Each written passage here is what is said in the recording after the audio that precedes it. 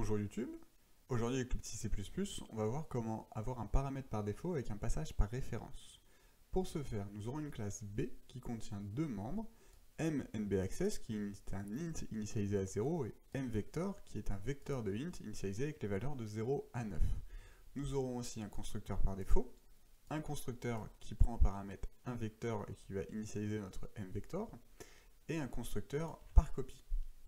Nous aurons une classe A avec une méthode display prenant deux paramètres, le premier étant un int, index, et le deuxième étant un paramètre de type B, une référence vers un paramètre de type B, param, et le but de cette méthode est d'afficher le énième élément de notre mVector de param. Nous aurons donc du coup la méthode display avec un seul paramètre, qui est un int, index, et on va créer un élément temporaire de type B pour appeler du coup notre première méthode display. Nous aurons un main qui va créer une variable de type A, myA, puis nous allons du coup appeler notre méthode display avec seulement un int en paramètre, donc nous allons construire l'élément temporaire B pour du coup afficher l'élément 0 de notre mVector initialisé à ses valeurs par défaut. Du coup l'affichage sera value de 0.0. Et nous allons créer une variable de type B, myB, avec une liste d'initialisation avec les valeurs 4, 5, 6, et afficher l'élément 0 de cette liste, donc à savoir 4. Maintenant, nous allons demander c'est comment éviter l'utilisation de ces deux méthodes. Pour cela, nous allons utiliser la notion de rValueRéférence. Donc déjà, qu'est-ce qu'une rValue? Si on prend notre exemple int a égale 3, la lValue, ça va correspondre à notre a, et la rValue, ça va correspondre à notre 3. De manière générale, on dit qu'une lValue, c'est ce qui est à gauche de l'opérateur égal, L pour left, et rValue, c'est ce qui est à droite de l'opérateur égal, R pour right. Dans le cas d'un paramètre par défaut, notre rValue, du coup, correspond à justement à notre paramètre par défaut. Et du coup, ce qu'on pourrait dire donc, dans notre exemple, c'est j'ai envie de faire une référence et d'avoir un paramètre par défaut, donc si on l'écrit bêtement, ça correspond à ça. Sauf que le problème, du coup, ça, si on compile ce code, on aura l'erreur suivante qui est la C2440, qui nous dit du coup qu'on ne peut pas avoir un paramètre par défaut avec justement une référence. Il n'arrivera pas à interpréter ce code-là.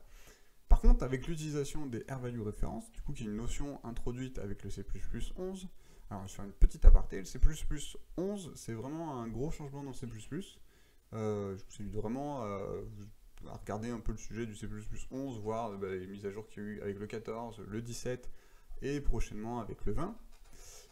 Qui sont vraiment des notions importantes qui ont été introduites avec le C++11, et jamais de manière générale, si jamais vous demandez qu'est-ce que c'est que le 14 et le 17, c'est, on va dire, grosso modo, des petites mises à jour par rapport au sujet du C++11. Il n'y a pas énormément de gros changements qui ont été apportés. Alors, toujours des personnes qui pourront dire si, il y a eu ça qui a été rajouté, ça qui a été rajouté, ok.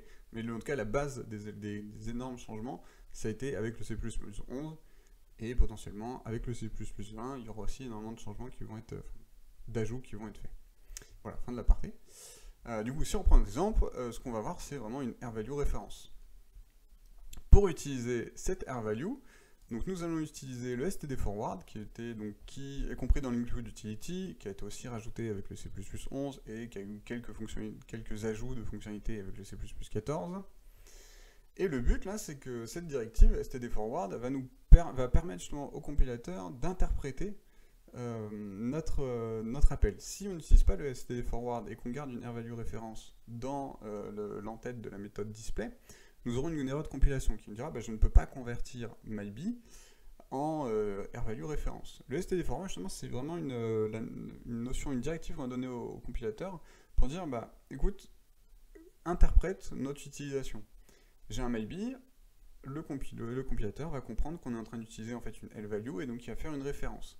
Dans le cas du premier display, celui-là avec myADisplay, avec seulement l'index, en fait le compilateur lui va interpréter ok, mais en fait là je suis dans le cadre d'une utilisation d'une rValueRéférence, c'est-à-dire que je vais utiliser le paramètre par défaut et du coup il va switcher entre les deux, types d'appels possibles. Est-ce que je suis en train d'utiliser vraiment une lValueRéférence ou est-ce que je suis en train d'utiliser une rValueRéférence?